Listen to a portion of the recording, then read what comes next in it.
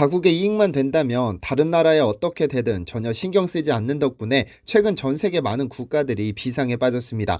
2015년 중국의 1대1로 프로젝트에 참여한다고 선언한 대가로 중국은 스리랑카에 항구와 공항, 도로까지 깔아주었는데 중국에게 돈을 갚지 못해 결국 디폴트를 선언했습니다.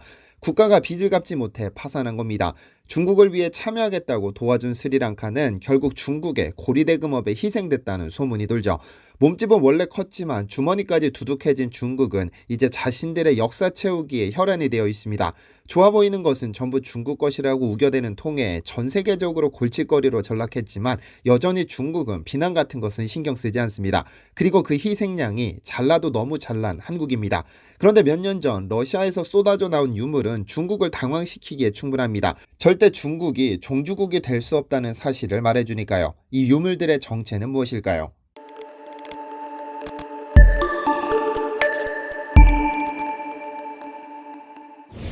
안녕하세요, 디스멘터리입니다. 며칠 전 미국 정치 수도로 불리는 워싱턴에서 의회는 한국이 김치 종주국임을 명시한 김치의 날 제정 결의안을 만장일치로 통과시켰습니다. 지난 2020년 한국은 매년 11월 22일을 김치의 날이라는 법정 기념일로 정했는데 워싱턴에서도 이를 똑같이 기념하겠다는 것이죠. 사실 워싱턴 의회는 한국계가 단 한 명도 없다는 점에서 상당히 특별한 의미를 갖는데 이 결의안을 이끈 아니타 본즈 의원은 DC 지역을 중심으로 미국인들의 한국 김치 사랑이 더욱 확산되기를 바란다는 바람을 표했습니다. 이날 결의안에는 미국 내에서 김치의 인기와 김치의 역사, 건강식품으로서의 우수성과 한국이 김치의 종주국이다라는 점이 명시됐습니다. 미국에서는 지난 8월 캘리포니아, 올 2월 버지니아와 뉴욕에 이어 워싱턴까지 벌써 네 번째 결의안 통과인데요. 1년 사이 미국에서만 벌써 네 번째 결의안이 통과됐다는 점은 한국이 김치 종주국임을 전 세계에 선언한 것으로 볼 수 있을 텐데 향후 김치 종주국 논란도 종식될 것으로 기대됩니다. 그런데 이렇게 한국 전통 음식 김치를 두고 김치는 한국 음식이다라고 주장해야 하고 남의 손을 빌려야 한다는 것이 어이없는 일이지만 이 모든 원인의 시작은 중국에 있습니다. 어느 순간부터 중국이 정부 차원에서 김치를 중국 전통 문화로 편입시키는 김치 공정을 진행하고 있기 때문인데요. 서양 속담에 내가 먹는 것이 바로 나라는 속담이 있습니다. 무엇을 어떻게 먹느냐에 따라 그 사람의 생활 양식과 정체성 그리고 건강이 정해진다는 의미죠. 음식이라는 것은 한 국가의 가장 기본적인 문화유산으로 그 국가의 시민 또는 집단의 구성원들이 자연스레 습득하고 공유해 후대에 전달하는 생활 양식입니다. 이런 음식 문화는 특히 지형이나 기후의 영향을 받기 마련인데 한국의 경우 김장이라는 독특한 절임 문화를 발전시켰습니다. 이 역시 기후와 지형의 영향을 받은 것인데요. 오줌 더 얼리는 추운 겨울은 어떤 채소도 신선하게 먹을 수 없습니다. 그래서 겨울에도 채소를 섭취하기 위해 배추를 양념과 버무려 김장을 만들었고 물을 소금물에 절여 동치미를 만들었습니다.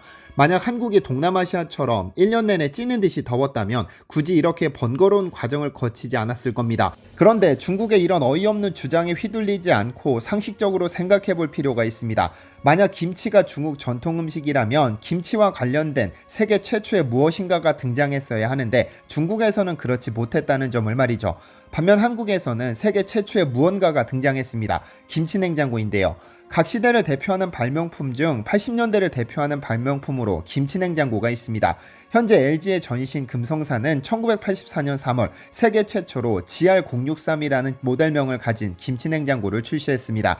이 냉장고는 한국 고유의 음식인 김치를 좀 더 맛있게, 좀 더 오랫동안 보관할 수 있도록 고안된 냉장고의 한 종류인데 한국에서만 볼 수 있는 독특한 냉장고입니다. 당시 금성사는 신문 광고에 기술 금성이 주부님께 드리는 또 하나의 만족, 국내 최초의 금성 김치냉장고 탄생이라며 대대적으로 홍보했죠. 그리고 1년 뒤 이 김치냉장고에 자극받은 대우전자 역시 스위트홈이라는 브랜드로 김치냉장고를 출시했으나 둘 다 성공하지 못했습니다.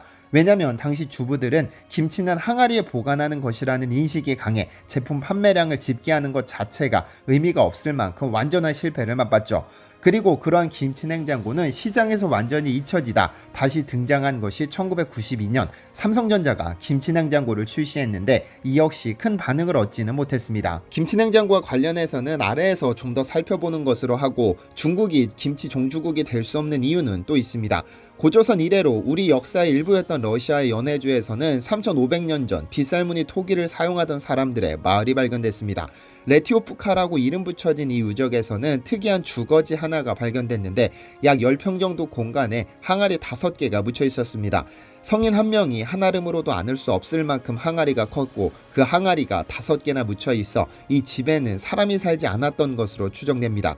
그런데 그중 한 항아리에서 곡물과 바가지가 함께 발견됐는데 조사해보니 이곳은 사람이 살던 곳이 아니라 겨울을 보낼 수 있도록 곡식과 염장채소를 보관하는 저장고였다는 사실이 밝혀졌는데요. 그러니까 실물로 확인된 최초의 김장독이 발견된 것이고 최소 3,500년 전부터 염장 기술이 발달했다는 사실이 확인된 겁니다. 현재는 러시아 영토가 된 연해주와 함경도에는 약 5,000년 전부터 빗살무늬 토기를 사용한 사람들이 살았지만 레티오프카 유적이 존재했던 3,500년 전은 추운 기후가 최고조에 이르렀던 시기입니다. 긴긴 겨울을 무사히 보내기 위해서 그들은 커다란 항아리에 채소, 고기 등을 보관했는데 유독 추운 것으로 알려진 이곳은 옥저와 발해로 이어지는 동안에도 집 근처에 큰 항아리를 묻었다는 특징을 보이는데요. 근데 이후까지 이 지역에 살던 고려인들에게 긴 겨울을 무사히 보내기 위한 김장독은 필수였죠. 이는 한국인의 피를 가진 고려인 그리고 한국인들이 거주하는 지역에서 발견되는 공통적인 특징입니다. 그렇다면 자신들이 김치 종주국이라고 우기는 중국에도 이런 습관이 있을까요? 중국 역시 추운 겨울을 보내야 하기 때문에 염장채소가 등장할 수 있는 환경이 주어졌습니다.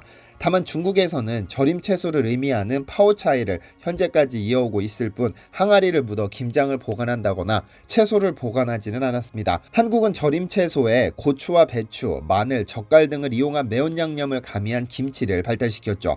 절임 채소가 중국이 원조라고 우기는 것은 어쩔 수 없겠으나 김치를 중국 음식이라고 우기는 것은 얼토당토 않은 소리인 것이죠. 어쨌든 김치를 항아리에 묻어 겨울을 보낸 그 문화가 김치냉장고로 이어진 겁니다. 김치, 특히 배추로 만든 한국의 김치는 엄청난 유산균을 가진 세계 최고 건강식으로 알려져 있습니다. 그리고 김치는 적당히 삭았을 때 풍기는 시큼함과 혀에서 느껴지는 새콤함이 핵심입니다. 발효되면서 만들어지는 독특한 풍미인 것이죠. 그래서 이 맛있는 김치를 어떻게 1년 내내 맛있게 먹을 수 있을까를 고민하다 발견한 것이 땅속에 항아리를 묻어 보관하게 된 것입니다. 항아리를 땅에 묻고 양념을 버무린 김치를 차곡차곡 쌓은 후 그 위를 배춧잎을 덮고 돌을 올렸습니다. 그리고 그 주위에는 벌레가 침입할 수 없도록 소금을 뿌렸죠. 김치의 맛에 가장 큰 영향을 미치는 성분은 류코노스톡이라는 유산균인데요. 이 유산균은 김치 특유의 상큼하고 개운한 맛을 내는 주된 성분으로 영하 1도에서 가장 잘 번식한다고 알려졌습니다. 이 유산균은 탄산가스를 만들고 김치의 상쾌한 맛을 담당하며 덱스트란으로 불리는 식이섬유를 생성해 장운동을 촉진시키고 변비를 예방하는 것으로 알려졌는데요. 또한 장내 산도를 낮춰 유해균 증식을 막고 장운동을 촉진해 면역력을 키운다고 하죠. 김장촉이 1ml당 10,000개에 불과하지만 점차 숙성되고 발효되면서 그 수가 무려 6천만 개로 증가합니다. 이 덕분에 잘 숙성된 김치가 장운동을 촉진시키고 면역력을 키워주는 건강식품이라고 불리는 겁니다. 그리고 한국은 12월부터 2월까지 모든 것이 얼어버릴 만큼 한파가 몰아치지만 땅속 30cm 부근은 영하 1도를 유지한다고 하죠. 이 온도에서 보관할 경우 류코노스톡이 생장할 수 있는 최적의 조건이 형성된 것이고 조상들은 이 사실을 알았던 겁니다. 이 비밀을 찾아낸 금성사가 김치냉장고를 개발하게 된 것입니다. 그런데 이런 질문이 있을 수 있습니다. 일반 냉장고에 보관하지 왜 비싸게 김치냉장고를 만드느냐 말이죠. 그런데 여러분들이 김치냉장고를 보셔서 아시겠지만 초기 김치냉장고는 아래에서 위로 여는 방식으로 만들어졌습니다. 이렇게 만든 이유는 바로 땅속에 묻은 김장독의 원리를 이용한 겁니다. 보통 차가운 공기는 아래로 하강하고 따뜻한 공기는 위로 상승하기 마련인데 추운 겨울날 김장독을 열었을 때 뜨거운 공기를 내보내고 차가운 공기를 유입시켜 온도차를 최소화시키기 위해 이 방식을 사용한 겁니다. 그래서 일반 냉장고는 30분 동안 문을 열어두면 약 20도가량의 온도 차이가 발생하지만 김치냉장고는 고작 5도가량의 온도차가 발생합니다. 비록 초기에 성공하지는 못했지만 조상들의 지혜와 김장독의 원리를 모두 담아낸 것이 바로 김치냉장고였던 겁니다. 만약 중국이 김치의 종주국이라면 이 모든 원리를 적용시킨 김치냉장고가 더 먼저 등장하지 않았을까요? 디시멘터리에서는 여러분의 제보를 기다립니다. 제 채널에서 다뤘으면 좋겠는 뉴스 또는 널리 알려졌으면 하는 영상은 디시멘터리 네이버.com으로 보내주시면 소중히 제작하겠습니다. 시청해주셔서 감사합니다.